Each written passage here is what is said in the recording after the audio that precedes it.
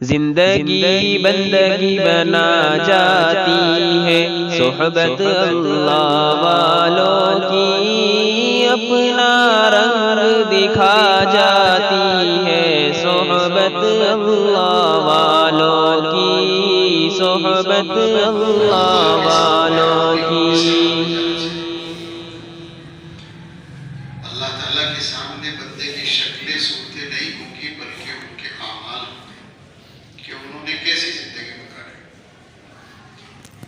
اگر ایسی زندگی گزر رہی ہے کہ جو کل قیامت کے دن پیش کرنے کے لائق ہے تو سبحان اللہ، اور اگر ایسا نہیں ہے تو پھر اس پر توجہ کے ساتھ، سنجیدگی کے ساتھ غور کرنے کی ضرورت ہے۔ جس دن موت آ گئی تو پھر اس کا کوئی بدل نہیں۔ جب تک سانس چل رہی ہے آپ اپنی زندگی کو کسی بھی رخ پر ڈال سکتے ہیں، آپ کو اختیار ہے۔ اللہ نے ہمیں ہوش دیا ہے، عقل دی ہے، سمجھ دی ہے، تو اس زندگی کی قدر کرنی چاہیے۔ صبح و شام، دن اور رات گزر رہے ہیں دھیرے دھیرے۔ کسی شاعر نے کہا ہے صبح ہوتی ہے شام ہوتی ہے، صبح ہوتی ہے شام ہوتی ہے، زندگی یوں ہی تمام ہوتی ہے۔ آدمی ہر آنے والے دن میں امید کے ساتھ جی رہا ہے۔ جتنے بھی لوگ ہیں، ان پڑھ ہوں، پڑھے لکھے ہوں، کالے ہوں، گورے ہوں، کیسے بھی ہوں، سب کے اندر ایک ہی بات ہے، رات کو جب سوتے ہیں تو دن کا پلان لے کر سوتے ہیں۔ ایک مثال کے طور پر آدمی کمیٹی ڈال رہا ہے، اجی یہ کمیٹی بڑی کمیٹی ہے، 12 لاکھ روپے آئے گی جس دن ختم ہو، محنت کر رہا ہے، لگ رہا ہے، قسطیں بھرنی ہے۔ کیوں؟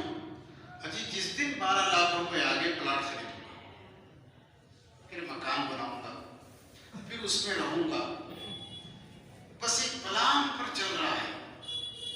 صبح اٹھا، پتہ چلا 6 مہینے گزر گئے، 6 ابھی باقی ہیں، چلو 6 مہینہ اور کوشش کریں۔ 6 مہینے بھی پورے ہو گئے، 12 لاکھ روپے آ گئے، اب پلاٹ خریدنا ہے۔ پلاٹ خرید لیا، اسے بنانا ہے، بنا لیا، اب اس میں رہنا ہے۔ اس میں آ گئے تو بچے جوان ہو گئے، اب ان کی شادیاں کرنی ہیں، بچوں کی شادیاں ہو گئی، پھر ان کے بچوں کی فکر ہو گئی۔ اسی میں چل رہا ہے، چل رہا ہے، چل رہا ہے۔ صبح ہو رہی ہے، شام ہو رہی ہے، صبح ہو رہی ہے، شام ہو رہی ہے، ہر دن نیا پلان، پلان، امید، امید، امید پر اچانک موت کا پیغام آ کے بندہ ختم۔ کیا کر رہے تھے؟ بس پتہ نہیں، امیدوں پر جی رہے، کسی کو خیال نہیں یہ زندگی کسی بھی وقت ختم ہو سکتی ہے۔ اللہ کے سامنے چلے گئے تو وہاں قسطوں کی بات کرو گے کہ میں تو رات دن 12 لاکھ روپے کی قسطیں بھرنے میں لگا تھا کہ صاحب مکان بنانا تھا، کہ مکان تو تیرا یہاں بنا ہوا تیار ہے بھائی، جنت میں ہے، دوزخ میں۔ اللہ ہمیں فکر عطا فرمائے، سمجھ عطا فرمائے۔ ایک بادشاہ نے بہت بڑا محل بنوایا، بڑا خوبصورت، بڑا لاجواب، اور بادشاہ اس محل کو بنا کر خوش ہو گیا کہ اس کا مقابلہ نہیں ہے۔ اتنا خوش تھا بادشاہ کہ اس نے لوگوں میں اعلان کرایا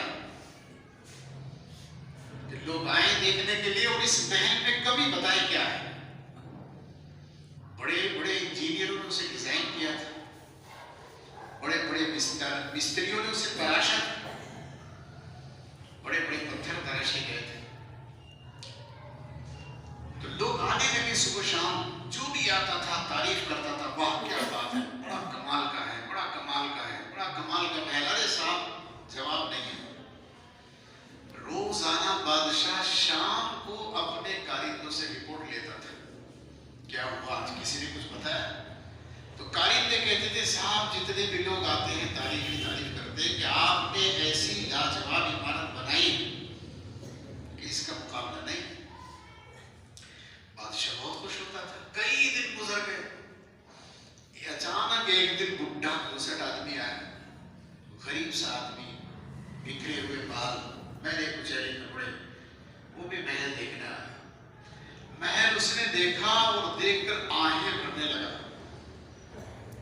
گرم گرم سانسیں۔ کارندوں نے کہا کیا ہوا بڑے میاں، حسرت ہو رہی ہے، آپ کا بھی محل ہوتا ہے ایسا؟ بڑے میاں نے کہا نہیں، میں کچھ اور سوچ رہا ہوں۔ کارندوں نے کہا کوئی کمی نظر آ رہی ہے محل میں؟ بڑے میاں نے کہا دو کمیاں ہیں اس میں دو کمیاں ہیں محل میں۔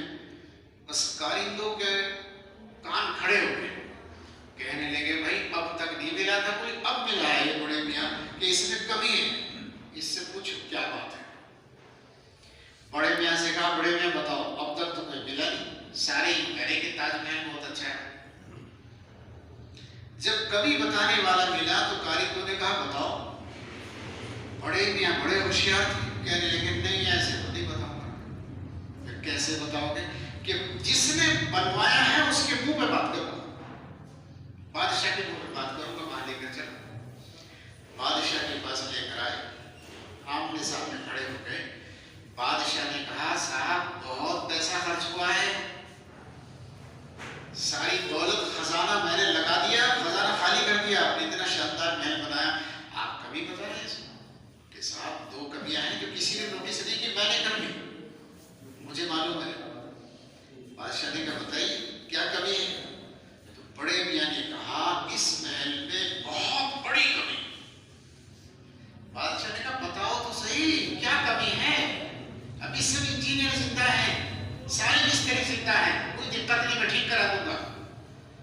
بڑے میاں نے کہا اس کے اندر کمی یہ ہے کہ یہ محل سدا نہیں رہے گا، ایک دن اسے ٹوٹ جانا ہے، قیامت تک نہیں رہے گا۔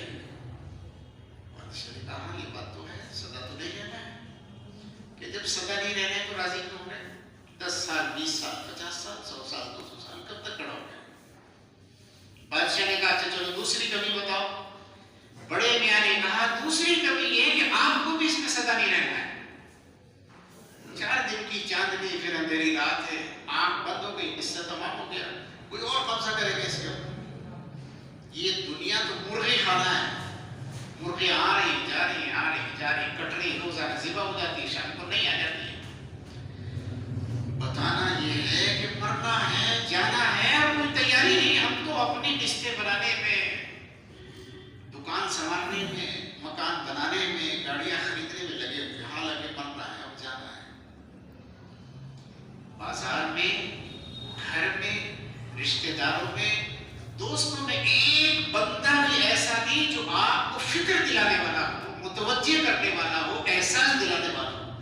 جہاں بھی جاؤ گے غفلتوں کا ماحول ہے، جہاں بھی جاؤ، شادیوں میں جاؤ ساری دنیا کو بلا دیتا ہے آدمی، بس وہاں کی رنگینیاں، وہاں کی لائٹیں، وہاں کا کھانا، وہاں کے کپڑے، وہاں کا ناچنا اور گانا، مست ہو جاتا ہے۔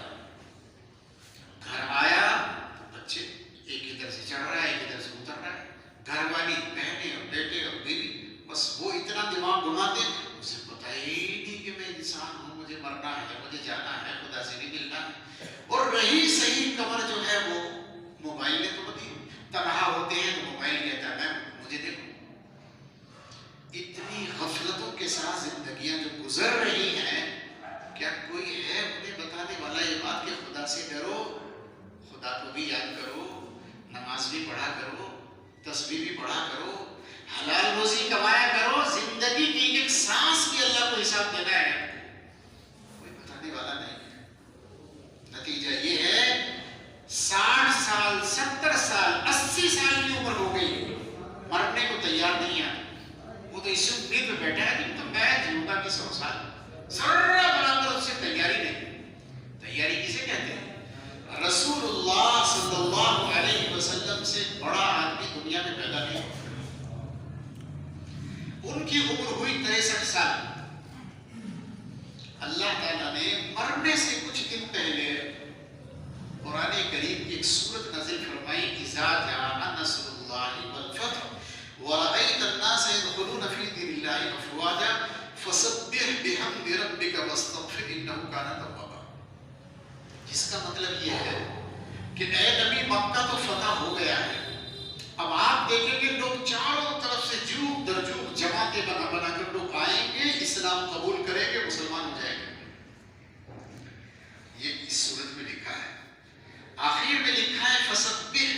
ربک واستغفر انہ کان توابا، اپنے رب کو یاد کیجیے، توبہ استغفار کیجیے۔ حضرت عمر رضی اللہ تعالیٰ جب امیر المؤمنین بنے تو بڑے بڑے لوگ آتے تھے ان کے پاس، نوجوان بھی ہوتے تھے، کم عمر بھی ہوتے تھے۔ ان میں ایک تھے حضرت عبداللہ ابن عباس رضی اللہ تعالیٰ، جو نوجوان بچے تھے ابھی 17-18 سال کے۔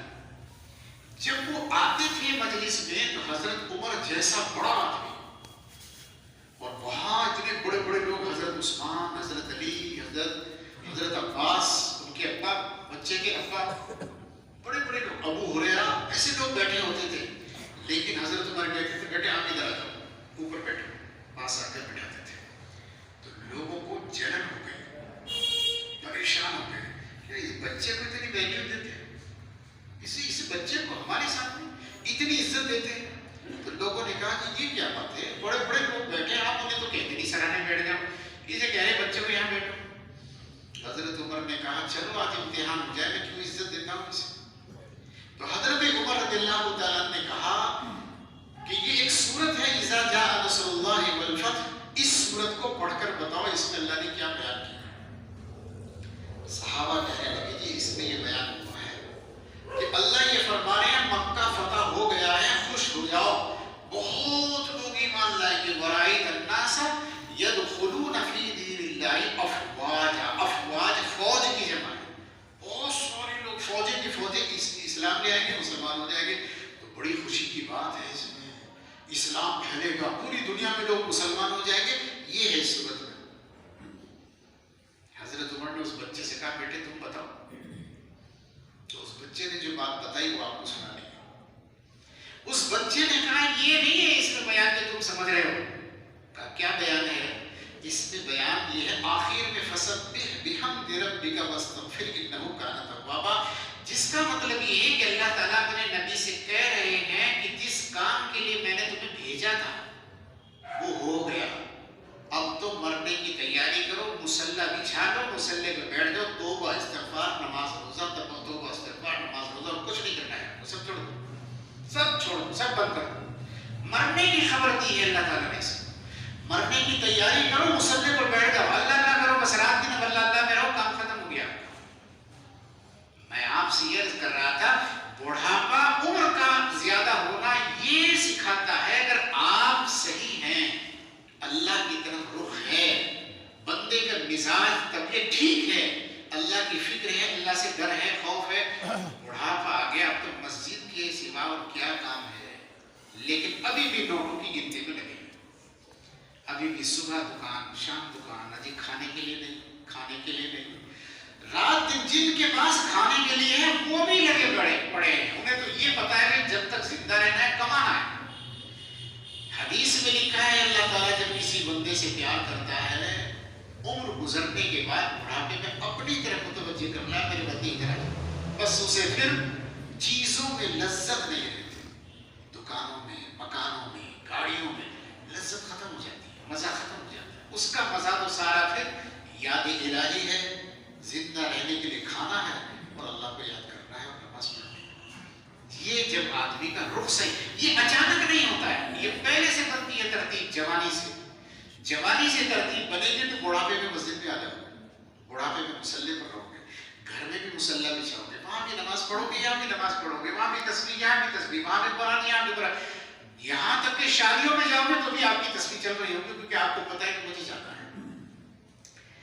جس آدمی کی تیاری ہوتی ہے، ٹرین آ رہی ہے تو آرام سے نہیں بیٹھتا آدمی کہ میرا تو ٹکٹ بنا ہوا ہے، نہیں، اس کے بعد میں لائن کو دیکھ رہا ہے، آ رہی ہے ٹرین، بھائی کتنی دیر میں آ رہی ہے،